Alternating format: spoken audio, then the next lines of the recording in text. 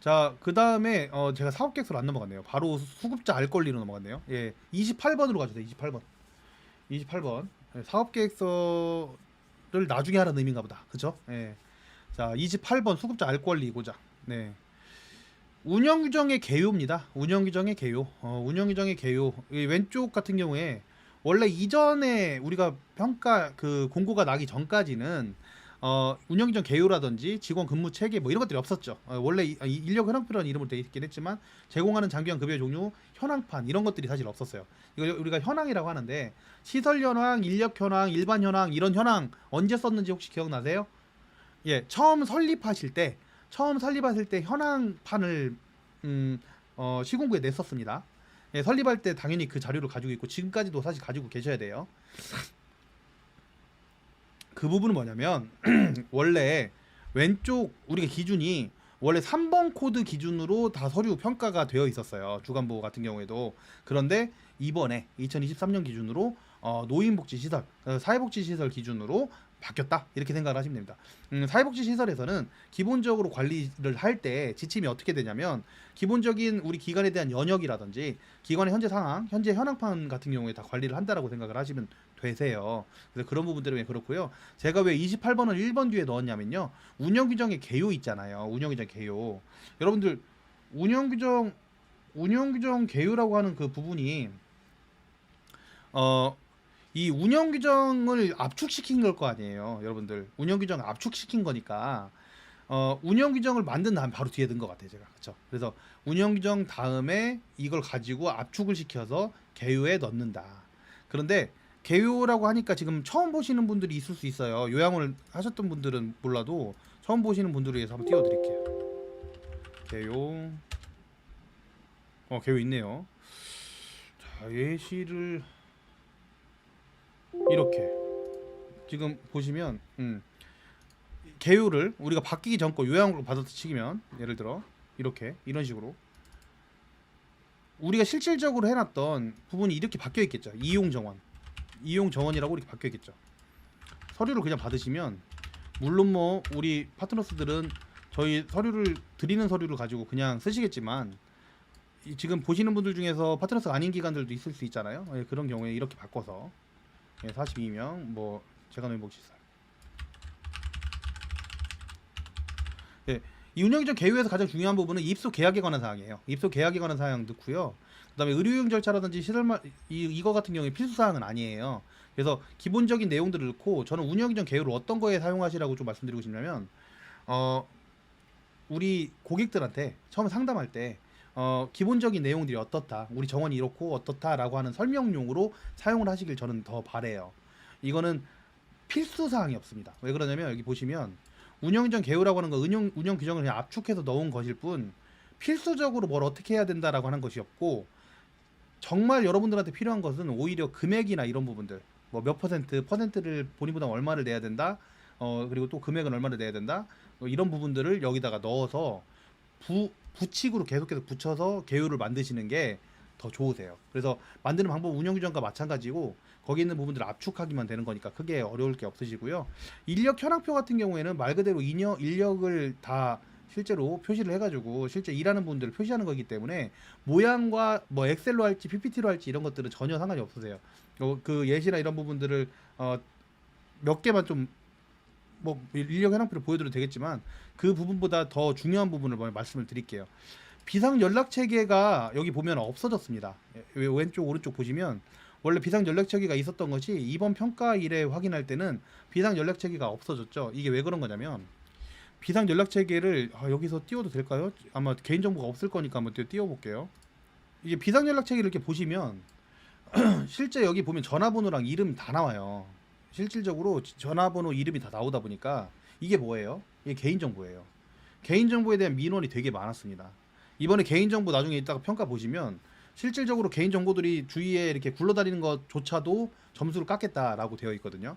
그런 것처럼 이 비상연락망 같은 경우에도 게시가 되는 항목인데 그 게시 항목이 이렇게 개인정보가 떠다니니까 이 부분을 없애버린 거라고 저는 생각을 해요. 그걸 없애버렸고 그리고 여기 보시면은 그 대신에 직원 근무 체계나 이런 부분들 현황이라는 부분들을 오히려 좀 더 보여드리고 싶은데요. 근무 현황표.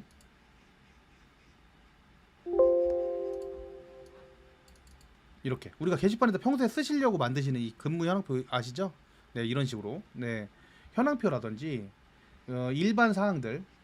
이쪽이 없으니까 제가 띄워드릴게요, 인터넷으로. 여러분들 일반 사항이 원래 법정 서식이 있어요.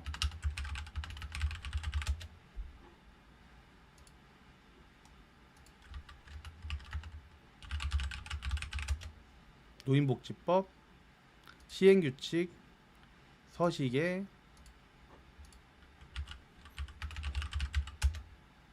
설치신고서.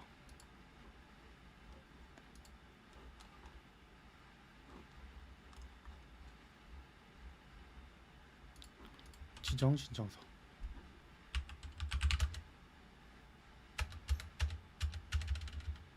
여기 아니면 장기화 모업법.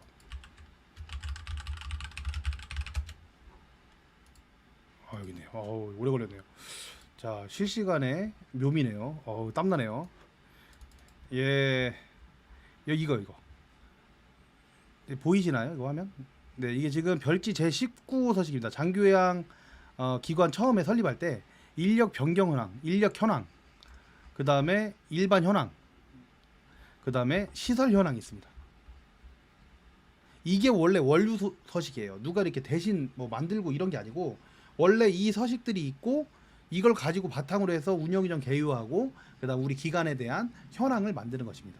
그래서 이걸 꾸미고 바꾸고 하시는 거는 우리 입맛대로 변경하시면 돼요. 왜냐하면 우리가 지금 이 서류를 보실 때 잘 보시면 필수 사항이라고 되어 있지 않고 그냥 운영규정 개요가 있으면 된다라고 되어 있어요. 그리고 근무체계가 있으면 된다고 되어 있고 기본 현황들이 있으면 된다고 되어 있고 그 다음에 비급여 대상, 항목별 비용, 프로그램표, 근무 이런 것도 있으면 된다고 되어 있습니다. 어쨌든 중요한 건 뭐냐면 이거를 기관 내시에 기관 내부에 지금 다 게시가 웬만큼 되어 있을 건데 추가적으로 우리가 노인복지시설에서 해야 되는 그런 부분들이 좀 더 추가되었다 이렇게 생각하시면 될 것 같습니다. 이거 게시 항목이고요. 저 같은 경우에는 이런 부분들을 좀 모아서 책자처럼 만든 다음에 상담을 할 때 조금 활용을 해요. 그래서 좀 활용을 하셔서 쓰셨으면 좋겠고요. 현장 확인을 할 때는 실제 벽에 게시판에 붙어 있는지 여부를 확인합니다. 여기 보시면 화재 및 영업 전문인 배상 책임 보험 같은 경우에는 좀 기간이 오래되신 기간 같은 경우에는 갱신되기 전 자료가 있을 수 있거든요. 그거를 갱신된 자료로 다시 붙여놓고요. 그다음 평가 받으셨던 기관들 같은 경우에 평가 결과를 뽑을 수 있는데요. 평가 결과는 아까 우리가 실제 뭐 공단 사이트 로그인해서 하셔도 되지만 아까 블로그에서 왜 최우수 나왔었잖아요. 그거 그냥 스크린샷해서 붙여놓으셔도 전혀 문제 없습니다. 그리고 기간의 정보가 변경된 경우에 수정한다라고 하는 전산 점수도 있고 해서 점수가 꽤나 3점이나 되는 점수니까 이 부분도 신경 쓰셔서 자료를 만드시고요. 제가 여기서 다 서류를 다뤄드리면 좋겠는데 이거는 제가 어차피 네이버 카페에 또 올려드릴 거니까 그걸 보시고 우리 기간에 맞게끔 변경하는 쪽으로 할게요. 시간이 너무 오래 걸릴 것 같네요. 네, 그렇게 하는 쪽으로 하겠습니다. 우리가 이제 이건 읽고 넘어가야죠. 기준 같은 경우에는 수급자나 보호자 직원이 볼 수 있도록 급여 이용에 대한 필요한 정보를 기관 내 공개된 장소에 게시해야 된다. 전문의 배상책임보험 증권 사본 게시 여부를 확인하는데 가입이 유효한지를 확인한다고 말씀드렸죠. 그래서 실질적으로 갱신되기 전 거를 놓지 마시고 갱신된 이후 것까지 놓으시고 평가 결과 같은 경우에는 공단 사이트에서 프린트 하시면 된다고 말씀드렸고요. 그 다음에 장교양 계약에 대한 사항이라고 하는 부분은 운영규정에 있어요.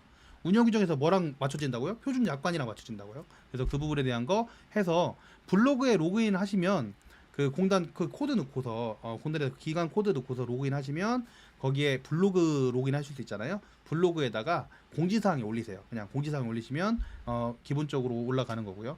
그 다음에 기관 자체 홈페이지가 이렇게 인정하지 않음이라고 되어 있는 부분은 뭐냐면 우리가 돈을 주고서 홈페이지를 만드신 경우에는 우리 홈페이지가 실제 우리 기관의 홈페이지라고 생각을 하시잖아요. 근데 그게 아니라 공단에서 평가해서 보는 홈페이지는 공단 홈페이지를 의미한다. 아까 잠깐 켜놨던 거 그걸 말씀드리는 겁니다.